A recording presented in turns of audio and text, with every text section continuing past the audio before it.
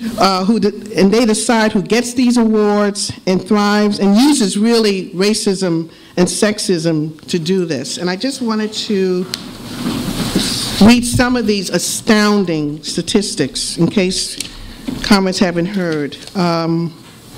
First of all, this study was based on the fact that there was a poll done of 5,765 voting members of the Academy, which is about 89% of the Academy, the total Academy. And based on this poll, 94% are white and 77% are male.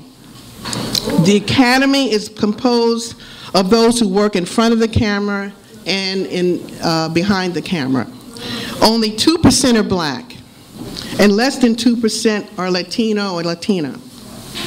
Out of the 15 branches that make up the Academy, whites compose 90% of each branch, except for the acting branch, which is 88% white.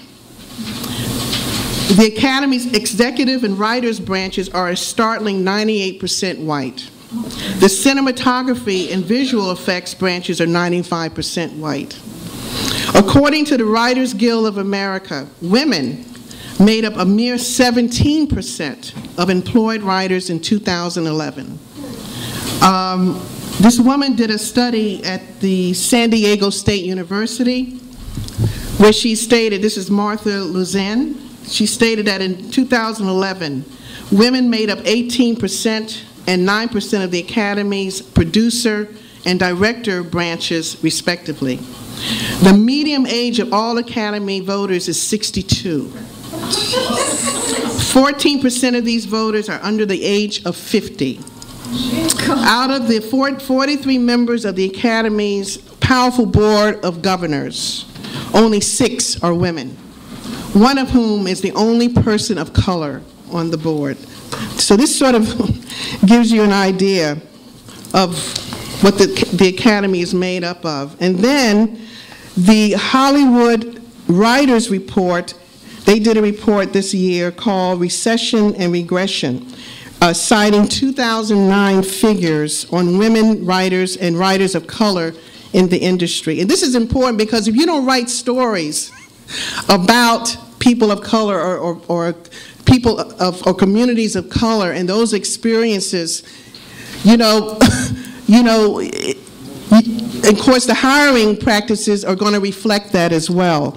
So part of this report says women writers remain stuck at 28% of television employment, while their share of film employment actually declined a percentage point since the last report to 17%. And this is based on the recession, a lot of it.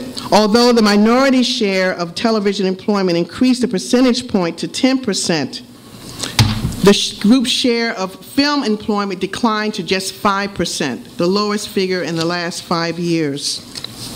And then it goes on to say, between 1999 and 2008, minority writers, of course people of color writers, remained stuck at about a 6% share of film sector employment.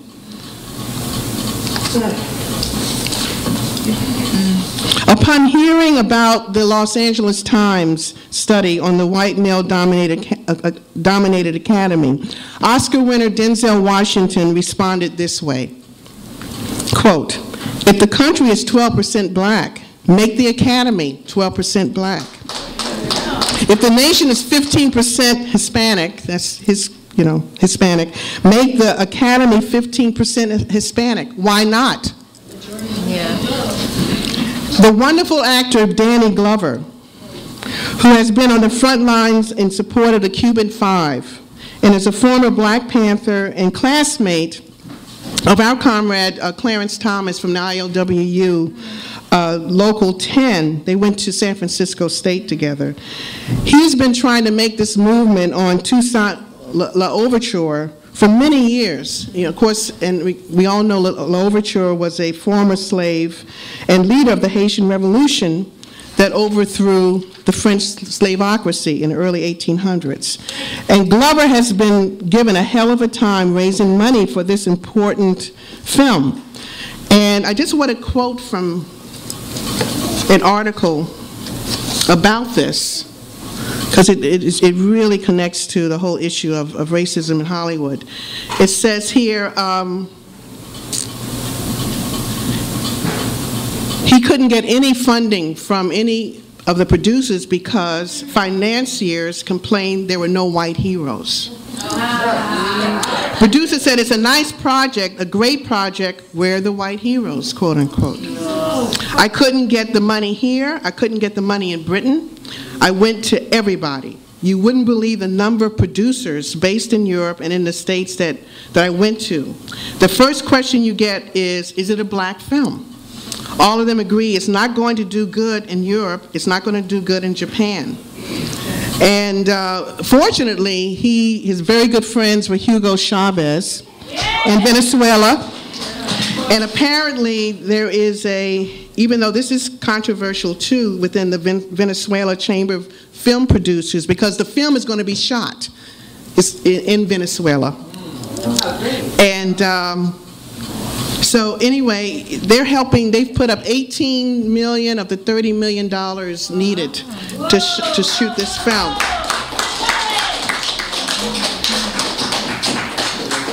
And it's supposed to star, hold on for a minute, it's going to star Don Cheadle and Angela Bassett and, oh, where is it?